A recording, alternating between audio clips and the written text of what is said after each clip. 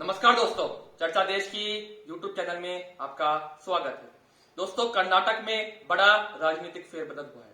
कर्नाटक के नए मुख्यमंत्री चुने गए हैं बसवराज बोम्मई, जिनको विधायक दल की बैठक में नेता माना गया है। इनका नाम पूर्व सीएम बीएस येडियुरप्पा ने सुझाया था। बीएस येडियुरप्पा के करीबी माने जाते हैं बसवराज बोम्मई। इससे पहले राज्य के गृह मंत्री थे। पूर्व सीएम जेएस पटेल के राजनीतिक सचिव रहे हैं। पूर्व सीएम एसआर बोम्मई के बेटे हैं। और उनके राजनीतिक करियर की बात करूं तो 1998 में जनता दल सेकुलर से उन्होंने अपनी राजनीतिक यात्रा की, राजनीतिक करियर की शुरुआत की। 2008 में भारतीय जनता पार्टी में शामिल हुए। उसके बाद राजनीतिक करियर में अलग ही ऊंचाइयां छुई है बसवराज बोम्मई ने। वो मुख्यमंत्री बीएस येडियुरप्पा की सरकार में गृह मंत्री थे। नंबर 2 की उनकी हैसियत थी और लिंगायत समुदाय के नेता हैं बीएस येडियुरप्पा की तरह। बीएस येडियुरप्पा के इस्तीफे की बात करूं तो 26 जुलाई को उनकी सरकार के 2 साल पूरे होने पर उन्होंने अपना इस्तीफा राज्यपाल थावरचंद गहलोत को सौंप दिया। उनके इस्तीफे के कई कारण रहे। इनमें से सबसे बड़ा कारण रहा उनकी उम्र। उनकी उम्र 78 साल हो चुकी थी। शरीर थक चुका था और मानसिक रूप से भी परेशान रहते थे। बीएस येडियुरप्पा बड़े अनुभवी नेता हैं। उन पर कई वैसे भ्रष्टाचार के आरोप भी लगे हैं। लेकिन एक इंटरेस्टिंग बात मुख्यमंत्री बीएस येडियुरप्पा के बारे में यह थी कि उन्होंने 4 बार मुख्यमंत्री पद की शपथ ली कर्नाटक के लिए, लेकिन कभी भी अपनी टर्म पूरी नहीं कर पाए। मतलब कभी भी 5 साल लगातार वो सरकार नहीं चला सके। 2018 में जब किसी को भी पूर्ण बहुमत नहीं मिली थी, हंग असेंबली हुई थी कर्नाटक में, उस समय उन्होंने 2 दिन के लिए मुख्यमंत्री पद की शपथ ली। लेकिन 2019 में जेडीएस कांग्रेस की सरकार गिराई, 15 विधायक कांग्रेस के तोड़े और इसमें एक अहम रोल माना जाता है पूर्व मुख्यमंत्री बीएस येडियुरप्पा का।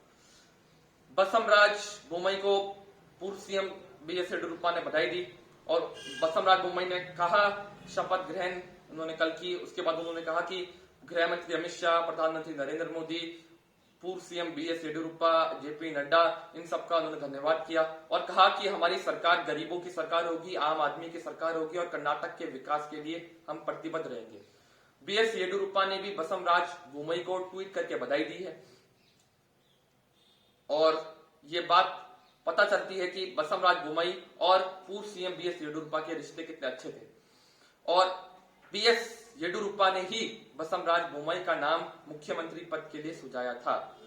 आपको बताऊं, लिंगायत समुदाय को संतुष्ट करने के लिए भारतीय जनता पार्टी ने लिंगायत समुदाय से ही मुख्यमंत्री चुना है। इससे कई विधायक नाराज भी हैं भारतीय जनता पार्टी के कि भाई लिंगायत समुदाय को बार बार मौका क्यों मिलता है। इसका एक बड़ा कारण है 1955 में जब कांग्रेस के अध्यक्ष थे राजीव गांधी, उस समय जनता दल की सरकार थी और लाल कृष्ण आडवाणी रथ यात्रा निकाल रहे थे। बेंगलुरु में हिंसक झड़प हुई, कई लोग मारे गए उस हिंसक झड़प में। उसके बाद वीरेंद्र पाटिल जो लिंगायत समुदाय के बड़े नेता थे, उनको इस्तीफा देने को कहा गया और राजीव गांधी ने उनका इस्तीफा लिया। उसके बाद कहा जाता है कि लिंगायत समुदाय कांग्रेस से नाराज हो गया और आज तक कांग्रेस को वोट नहीं देता। लिंगायत समुदाय बहुत जरूरी है कर्नाटक की राजनीति में। करीब 224 में से 100 विधानसभा सीटों में खास प्रभाव है लिंगायत समुदाय का और 100 विधानसभा सीटों पर हार या जीत का वो अंतर तय करते हैं। 65 विधायक अभी लिंगायत समुदाय से है। लेकिन कर्नाटक में ये जो बड़ा राजनीतिक फेरबदल हुआ है, इसका कितना असर होता है ये आने वाला वक्त बताएगा। 2023 में चुनाव भी है। अभी माध्यमिक चुनाव भारतीय जनता पार्टी को हार का सामना करना पड़ा और अभी जिला अध्यक्ष के चुनाव आने हैं कर्नाटक में। उसके लिए भी बसवराज बोम्मई को तैयार रहना होगा। मंत्रिमंडल का नया पूर्ण गठन वो करेंगे। 5 अगस्त को शायद प्रधानमंत्री नरेंद्र मोदी, गृह मंत्री अमित शाह से मुलाकात करेंगे और खबरें हैं कि 3 डिप्टी सीएम बसवराज बोम्मई की सरकार में बन सकते हैं। उनमें से गोविंद करजोल, आर अशोका और श्री राम मुलू। जी हाँ, ये 3 डिप्टी सीएम के चेहरे होंगे कर्नाटक में।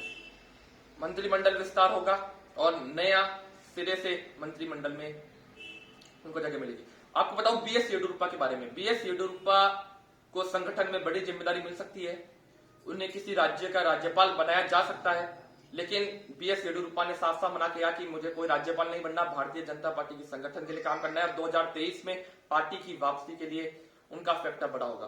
बीएस येडियुरप्पा ने बहुत कोशिशें की कि उनको इस्तीफा ना देना पड़े। लिंगायत समुदाय को नेताओं को लाकर उन्होंने शक्ति प्रदर्शन किया, लेकिन बीएस येडियुरप्पा की उम्र के चलते उनको इस्तीफा देना पड़ा।